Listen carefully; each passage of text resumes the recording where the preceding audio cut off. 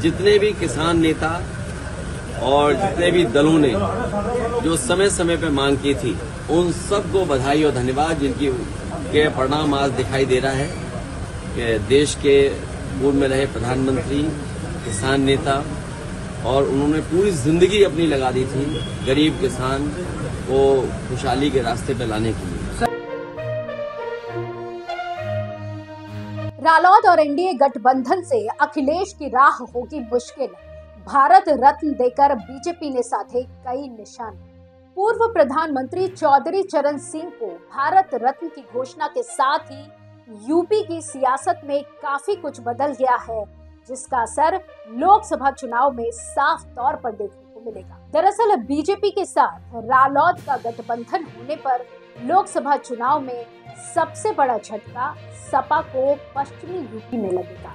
यहाँ रालोद के साथ मिलकर जाट, यादव और मुस्लिम मतों की बदौलत बीजेपी को बड़ी चुनौती देने की तैयारी कर रही सपा का गणित गड़बड़ा गया है। ऐसे में अखिलेश के लिए पश्चिम यूपी की राह और कठिन हो जाएगी। आपको बता दें कि समाजवादी पार्टी को ये दूसरा झटका लगा है।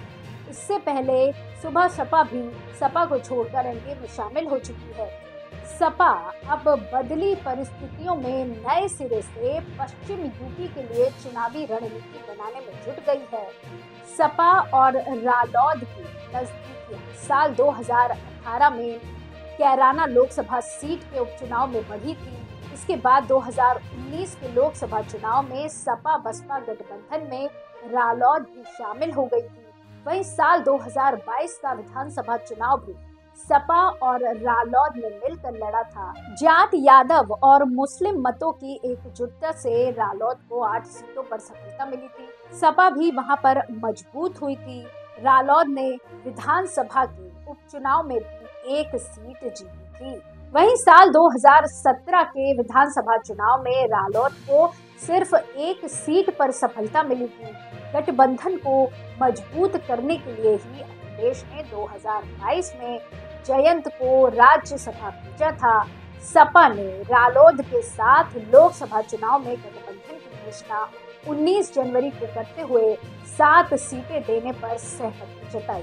रालोद के साथ रहने से पश्चिम यूपी को लेकर अखिलेश निश्चिंत दिखाई दे रहे थे। जयंत के बदले रुख से करीब 6 वर्ष पुरानी दोस्ती टूटने के कगार पर है। ऐसे में पश्चिमी यूपी के प्रमुख नेताओं को लेकर अखिलेश नए सिरे से रणनीति बनाने में जुट गए हैं।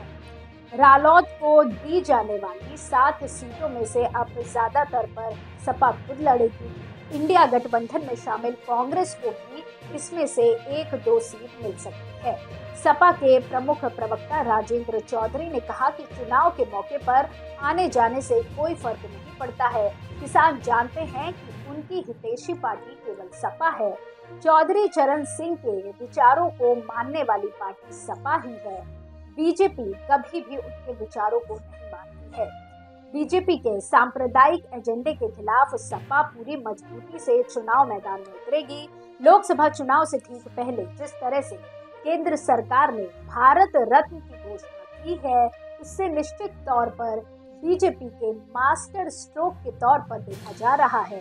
वहीं यूपी की राजनीति के लिहाज से भी ये बीजेपी के लिए काफी प्रभावी होगा, क्योंकि रालोद का प्रभाव पश्चिमी यूपी में ज्यादा है।